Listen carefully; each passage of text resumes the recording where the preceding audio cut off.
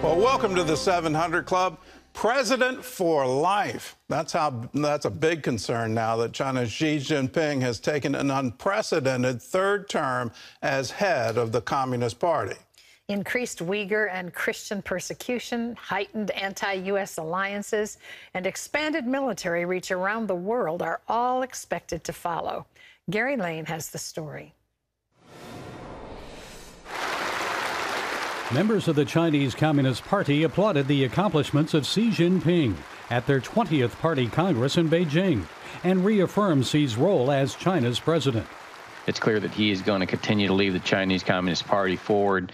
The things that people find terribly egregious about the Chinese Communist Party, in particular his leadership of the party, are going to continue and accelerate. Air Force retired Brigadier General Robert Spalding is author of the new book, War Without Rules, China's Playbook for Global Domination.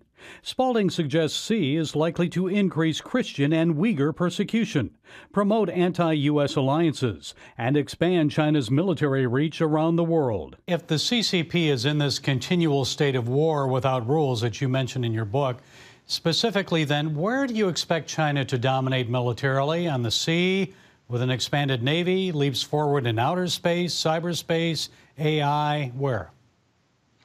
Well, I think all of the above. One of the challenges that they'll have now that the Biden administration has really gone after the chip industry, assisting them in elevating their chip technology, I think they're going to be hindered by that. While Spalding believes Xi may go after Taiwan in the coming months, Jason Ho with Techlium, a Silicon Valley tech company, doesn't think China would risk a hot war with the United States.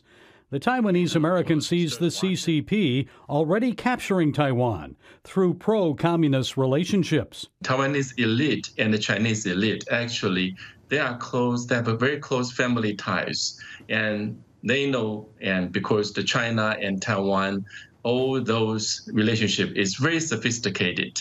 And despite tough talk from President Biden and other leaders, Ho says China has strong business ties in the states, such as Hollywood and pro sports like the NBA, along with major influence on social media. We can criticize Russia, but we cannot talk about China. This is very well planned. They know how to use Taiwan. They know how to use duality to achieve their goals. One big step to counter China, according to Spalding, came in August when President Biden signed the CHIPS and Science Act. That law provides billions in subsidies and tax credits to help expand the U.S. semiconductor industry. That raised the ire of the CCP. And when you look at it from the Chinese side, what they're saying is they've essentially decapitated China's ability to evolve their chip industry. So that's a good first start. Clearly not enough because there's other things like pharmaceuticals and rare earth metals that we've got to get after. But if we keep this up, I think we're on a good path. A necessary path, says Spalding, for slowing China's long march to global dominance. Gary Lane, CBN News. I think world leaders have absolutely underestimated President Xi and what his absolute intent is, or the strength of his character. He is the son of the general of the Red Army who commanded those troops back in the 1940s, 1930s in northern China. After the revolution, after Chairman Mao won that war, he became vice chairman. Then in the early 1960s, when President Xi was just 10 years old, his father was purged. And he was put into jail, and all the privilege that he had and all the schooling he had went away, and he spent time in a cave. And from that, kept applying to the Communist Party, kept wanting to rejoin their ranks. He was prohibited because of his ties to his father, and then finally was admitted. And now has risen to the highest office in the land. And from that poverty, achieved amazing things academically. He's got a PhD in law and Marxist thought. He is an unbelievable character. Other world leaders have described his journey as similar to Nelson Mandela. Except on the other side, he values power, and he knows how to do it. Here's a quote from him. It's a quote from an interview back in 2000, but the Wall Street Journal published it this past year in December 2020. People who have little contact with power, who are far from it, always see these things as mysterious and novel. But what I see is not just the superficial things, the power, the flowers, the glory, the applause. I see the bullpens. What he's talking about there is the Red Guard detention houses that he was very familiar with. I see the bullpens and how people can blow hot and cold. I understand politics on a deeper level. With that understanding, he has consolidated power, and he has done something no other leader of China has done since Chairman Mao. He now has a third term. He's gotten rid of the restrictions on the length of term, and he is saying, I'm going to be president for life. The reason is he wants China to be the single world power by 2049, and he wants to put all of this architecture in place. So pay attention to what he's saying. One of the things he's saying is he's coming out with this historical nihilism. This is not just a Marxist view of history where you get to change history to fit a Marxist narrative. He's now actively enforcing any criticism of the party, any criticism of the past, any criticism of the Cultural Revolution, and he's a shining example of the excesses of it, the imprisonments. He is saying we cannot do that as a culture. He absolutely wipes it out. Then he has this other plan, and it's even labeled with his name. There's a whole cult of personality about this. His thought and the goal for 2049. He wants to have China be the world power. Now, who has more embassies right now than the United States? China does. Who is trying to build port facilities in countries around the world? China is. You know, why are they trying to do that? They want all the intelligence they can possibly get on the world economy. What better place than to own all the ports of the world?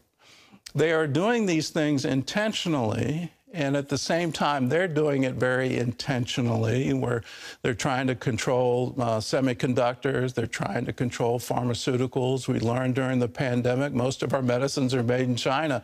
And how could this happen on our watch, literally underneath our noses? They are doing this, and we in America, as we face an election, are we even paying attention to it?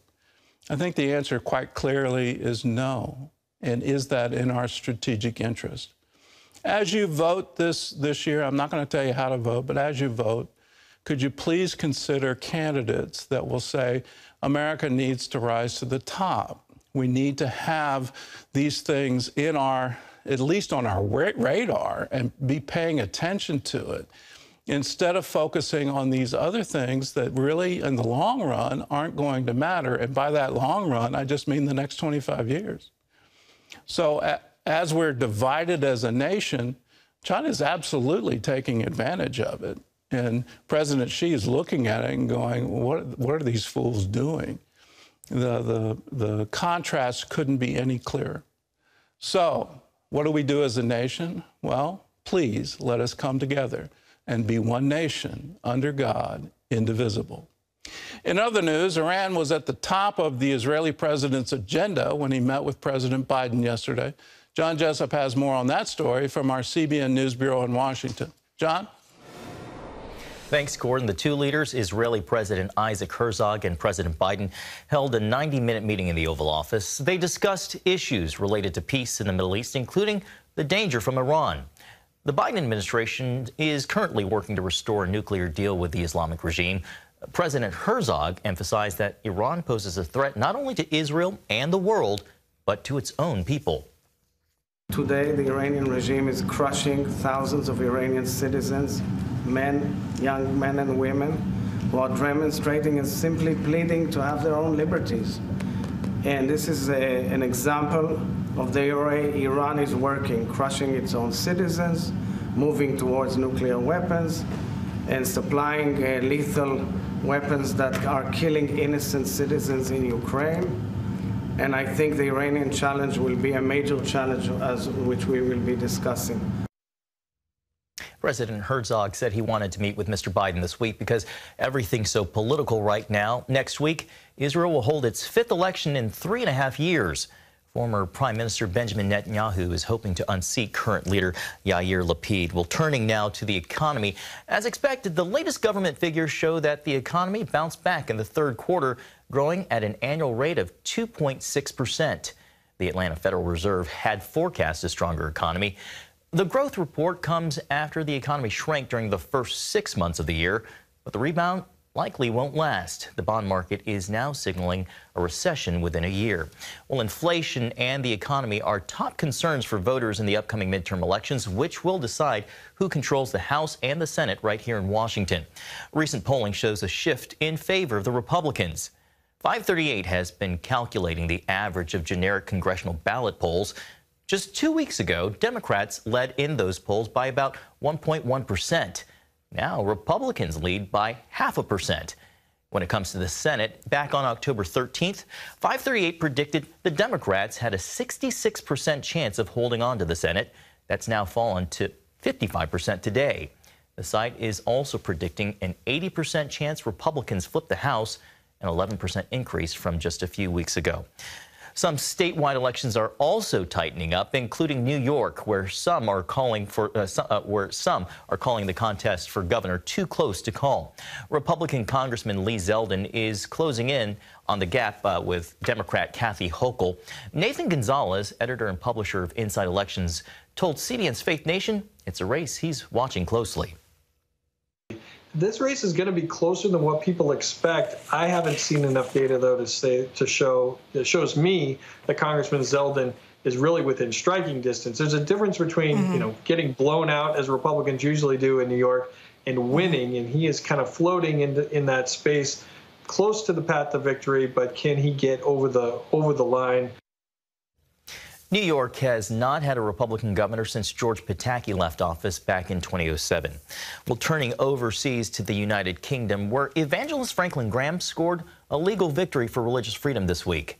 A Scottish court ruled Graham was treated unfairly and unequally when an organizer canceled a ministry event in 2020.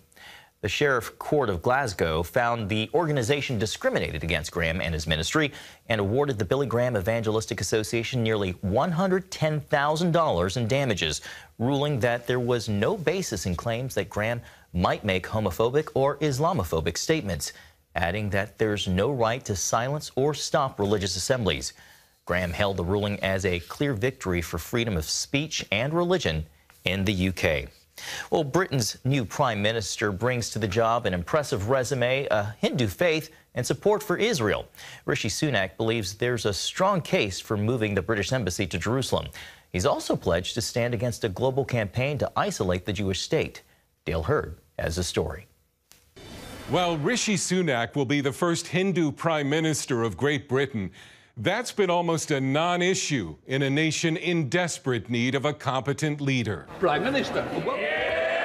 Sunak is the 5th Prime Minister in the past 6 years, and there's hope that this one will succeed. I think financially knows what he's doing to run the country. He will be able to sort us out. I think he's been in the right sort of jobs to understand all the intricacies of what needs to be done. You do need somebody who's going to have courage to change everything and to shake everything up. Rishi Sunak is described as a proud Hindu who has taken the oath as a member of Parliament on the Hindu holy book, the Bhagavad Gita. As finance minister, Sunak lit candles outside number 10 Downing Street for the Hindu festival of Diwali. He's the wealthiest leader in the democratic world. He and his wife are worth around $1 billion. Sunak has voiced strong support for Israel, saying Jerusalem is undisputably the historic capital of the Jewish state, and there's a very strong case for moving Britain's embassy from Tel Aviv to Jerusalem. He is also opposed to the boycott, divestment, and sanctions movement against Israel, and has spoken out strongly against anti-Semitism. As for the United States, there are strong ties. Sunak met his wife as a student at Stanford University, and he held a U.S. green card until last year. Sunak's experience at Goldman Sachs in helping run a hedge fund will be useful, as he inherits an economic mess of high inflation, low growth, and soaring energy prices.